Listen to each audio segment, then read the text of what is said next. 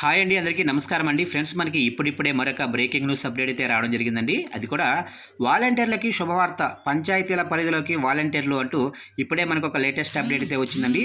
అయితే ఇందుకు సంబంధించిన పూర్తి వివరాలు అయితే మన వీడియోలో తెలుసుకుందామండి. వీడియో మాత్రం ఎక్కడా స్కిప్ చేయకుండా చూడండి ఫ్రెండ్స్, అప్పుడే మనకి పూర్తి సమాచారం అయితే తెలుస్తుంది. ఇక లేట్ చేయకుండా వివరాల్లోకి వెళ్ళిపోదాము. ఫ్రెండ్స్, నాది ఒక చిన్న రిక్వెస్ట్ ఫ్రెండ్స్, ఇంతవరకు మన ఛానల్ని ఇంకా ఎవరైతే సబ్స్క్రైబ్ అయితే చేసుకోలేదో సబ్స్క్రైబ్ అయితే చేసుకోండి. గవర్నమెంట్ నుంచి ఇలాంటి ముఖ్యమైన అప్డేట్స్ ఎప్పటికప్పుడు మీకు తెలియజేస్తూ ఉంటాను. ఇక లేట్ చేయకుండా వివరాల్లోకి వెళ్ళిపోదాము. ఇక ఏపీలో కొత్త ప్రభుత్వం ఏర్పడిన తర్వాత తొలిసారిగా మంత్రివర్గం సమావేశం అవుతుంది. ముఖ్యమంత్రిగా బాధ్యతలు చేపట్టిన తర్వాత ముఖ్యమంత్రి చంద్రబాబు పోలవరం, అమరావతిలో పర్యటించారు. ఈ రెండు కొత్త ప్రభుత్వానికి ప్రాధాన్యత అంశాలుగా ఉన్నాయి. ఇక ఎన్నికల సమయంలో ఇచ్చిన హామీల అమలుపైన కసరత్తు ప్రారంభమైంది. ఇందులో భాగంగా పెన్షన్లు 4,000కు పెంచుతూ సీఎం చంద్రబాబు అప్పటికే సంతకాలు చేశారు.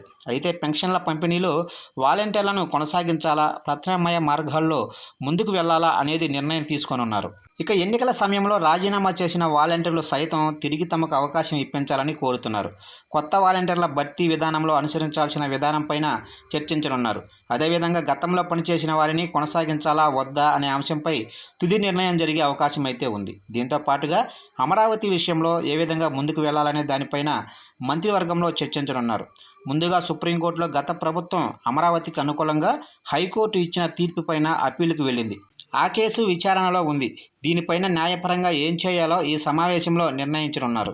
ఇక వాలంటరీ వ్యవస్థను గ్రామ పంచాయతీల పరిధిలోకి తీసుకురావాలని ఏపీ పంచాయతీరాజ్ సంక్షేమ ట్రస్ట్ చైర్మన్ టీఎంబీ బుచ్చిరాజు రాష్ట్ర పంచాయతీరాజు గ్రామీణాభివృద్ధి శాఖ మంత్రి పవన్ కళ్యాణ్కు విజ్ఞప్తి చేశారు. శుక్రవారం ఆయనకు రాసిన లేఖలో పంచాయతీరాజ్ వ్యవస్థలో తీసుకోవాల్సిన అనేక చర్యలు, అమలు చేయాల్సిన సంస్కరణలను బుచ్చిరాజు ప్రస్తావించారు. 73వ రాజ్యాంగ సవరణ ప్రకారం పంచాయతీరాజ్ సంస్థలకు 29 అంశాలకు సంబంధించి నిధులు, విధులు, బాధ్యతలు బదలాయించాలి. పంచాయతీరాజ్ వ్యవస్థను ఆర్థిక క్రమశిక్షణ పాటించేలా నిధుల దుర్వినియోగాన్ని అరికట్టేందుకు రాష్ట్ర స్థాయిలో ప్రత్యేక ట్రిబ్యునల్ ఏర్పాటు చేయాలి. పంచాయతీ కార్యదర్శుల గ్రేడ్లను 3గా మార్చాలి. 10 ఏళ్లుగా పనిచేస్తున్న ఉద్యోగుల సర్వీసులను క్రమబద్ధీకరించాలి అని బుచ్చిరాజు విజ్ఞప్తి చేశారు.